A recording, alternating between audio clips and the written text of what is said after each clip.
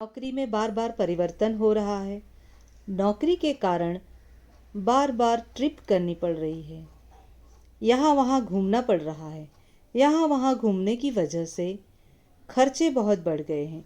कभी डेस्क बदल रहा है, कभी प्लेस बदल रहा है, कुछ समझ में नहीं आता।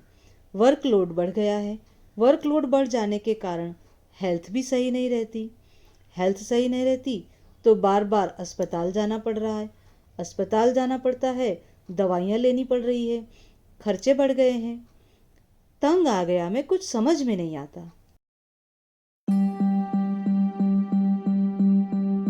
नमस्कार दोस्तों, रिवीम एस्ट्रोलॉजी में आपका हार्दिक स्वागत है। ओम नमः शिवाय। मैं आचार्य मीरा देवी उदयभान, टैरो रीडर, वैदिक एस्ट्रोलॉजर, वास्तु कंसल्टेंट। दोस्तों, तुला लग्न के जातकों की आज हम बात करेंगे। तुला लग्न के जातकों के जीवन में कुछ इस प्रकार की समस्याएं शुरू हो गई होंगी। 29 मार्च के दिन शनिदेव कुंभ राशि छोड़कर मीन राशि में प्रवेश करने वाले हैं। मीन राशि इनके छठे भाव में है। छठे भाव में रहते हुए यहाँ पे इनके दैनिक कार्यों में नौकरी से संबंधित, रोग से संबंधित समस्याएं बढ़ सकती हैं। छठे भाव में विराजमान होकर वो अपनी तीसरी दृष्टि से अष्टम स्थान को देखेंगे। हो सकता है उन्हें छोटी बड़ी यात्राएं करनी पड़ सकती हो। अपनी सप्तम दृष्टि से उनके व्यय स्थान को देख रहे हैं तथा अपनी 10वीं दृष्टि से उनके तृतीय स्थान को देख रहे हैं। यहाँ पे तृतीय स्थान को देख रहे हैं, व्यय स्थान को देख रहे हैं और अष्टम भाव को देख रहे हैं। अर्थात कि इन्हें बार बार नौकरी की वजह से कहीं ना कहीं बाहर रहना पड़ रहा होगा, घर से दूर रहना पड़ रहा होगा, छोटी छोटी यात्राएं करनी पड़ती होंगी और ये 2.5 वर्ष में ये चीज बढ़ जाने वाला है।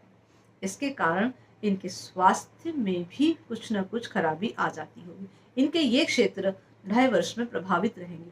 नक्षत्रों के परिवर्तन के अनुसार कुछ न कुछ इन्हें राहत मिलेगी, किंतु इन सारे क्षेत्रों की वजह से, इस परिवर्तन की वजह से वे इन क्षेत्रों में प्रभावित रहेंगे।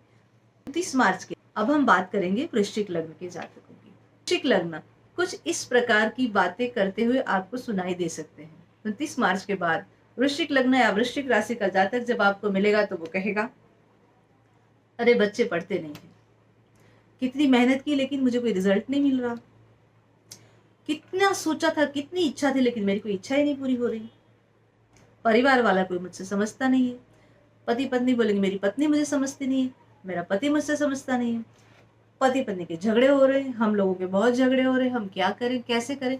कुछ इस प्रकार की समस्याओं के साथ जूझते हुए आपको मिल सकते हैं। दोस्तों, वृश्चिक लग्न की कुंडली में शनिदेव पंचम भाव में विराजमान होने वाले हैं। कुंभ राशि को छोड़कर मीन राशि में जाएंगे और वो उनके पंचम भाव में बैठेंगे। पंचम भाव विद्या, प्रेम, पेट से संबंधित क्षेत्रों को दर्शाता है। जहाँ पे शनि जब बैठ जाएंगे तो इन क्षेत्रों में प्रभाव दर्शाएंगे। साथ साथ में अपनी तीसरी दृष्टि से वो सप्तम भाव को देखेंगे।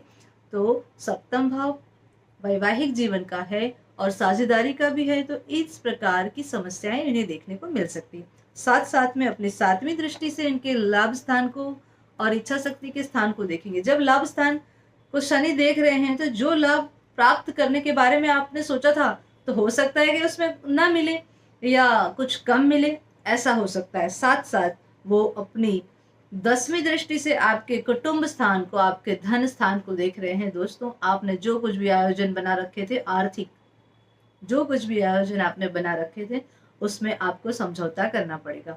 आपके खर्च का क्षेत्र जो आपने सोचा था उसके सिवाय अलग हो जाने वाला है, कुछ और हो जाने वाला है। जो आपने सोचा था कि मैं यहाँ खर्च करूंगा, कुछ इस प्रकार का आयोजन करूंगा, लेकिन यहाँ पे शनिदेव उन्होंने अपनी इच्छा से कोई परिवर्तन करवाने वाले हैं, वैवाहिक जीवन में समस्या लाने वाले हैं।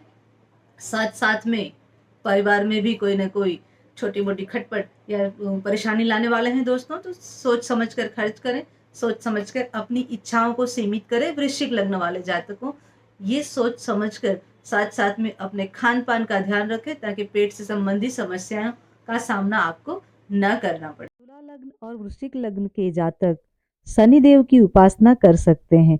शनिदेव को तेल चढ़ाएं। हर शनिवार को हनुमान जी के मंदिर जाएं। धन्यवाद। अब तक आपने अभी हमारा चैनल सब्सक्राइब नहीं किया है, लाइक नहीं किया है, तो जल्दी से इसे लाइक करें, सब्सक्राइब करें और शेयर करें।